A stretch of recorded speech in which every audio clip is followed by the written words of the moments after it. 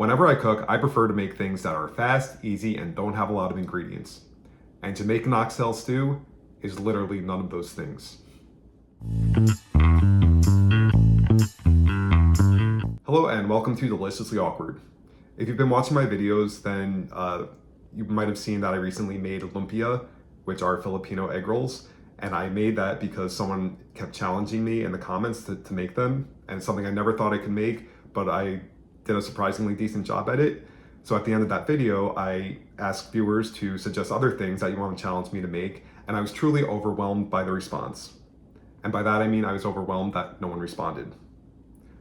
That's okay. I figured I'd make up my own challenge. So I was thinking about things that I like getting at restaurants that I would never ever consider making myself. And the thing that came to mind is Jamaican Oxtail Stew. It's such a great dish, such complexity, so many different flavors going on. It's sweet, it's spicy, it's earthy. So I'll be honest up front, there are a couple of ingredients I couldn't find at my local grocery store. So I'm gonna be making some substitutions. And let me say to the wonderful people of Jamaica and people of Jamaican origin all over the world, I mean, no disrespect, I'm just an awkward white guy who really likes your food and I'm trying to just do a halfway decent job. So, like I said, gonna give it my best shot. We'll see how it goes, but Jamaican Oxtail Stew. Let's go Jamaica it awkward. So let me start by showing you a nice piece of tail. Here she is. So the recipe calls for 2 pounds. So I have about 3 big meaty pieces of tail right here. So we start by cutting the excess fat off the oxtails. And now I'm not sure why, but the recipe says to add some vinegar and fresh lime juice to a bowl of water. Oop. That's a big squirt. So we put the pieces of oxtail in the solution, then drain the liquid, dry off the meat, and get ready for the marinade, which is salt, Jamaican all-purpose seasoning, this stuff called browning, which is like liquefied caramelized sugar or something like that, then some fresh garlic and ginger. And now let's talk peppers. I'm gonna wear rubber gloves when cutting the peppers. If you don't, you have to wash your hands really well, or the spicy oils stay on your fingers, and it can be really painful if you touch like the sensitive parts of your body, like your eyes, your nose, your mouth, places further down south. Yeah, I've done that before, very unpleasant, so gonna wear gloves.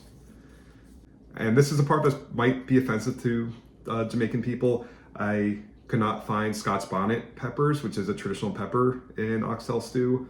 So I have these serrano peppers. Hopefully it's a suitable substitution. So I chop up the pepper, then add some cayenne powder for some extra heat. Give it a good mix and have it marinate in the fridge for an hour. While that's happening, I cut up some vegetables, which we'll use later. So onion, green pepper, tomato, and scallion. Now add the oxtails to the bottom of a pressure cooker with some oil and brown sugar and brown on all sides. Then pour in some water and add the allspice. Now the recipe calls for whole allspice berries. I only had ground allspice, so we'll see how it goes. Give it a good mix and watch me fumble around trying to get the lid on.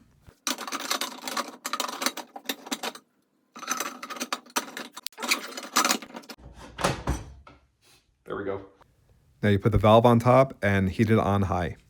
So the pressure cooker is going. We're gonna let it cook like this for 30 to 35 minutes. Once the pot depressurizes, open it up, throw in some thyme, the vegetables from before, some ketchup, a very traditional Jamaican ingredient, 1 bouillon cube, and a can of butter beans. Mix it up, then put the lid on loosely and cook another 30 minutes. So here it is, that nice piece of tail from before, looking better than ever. Let's start eating.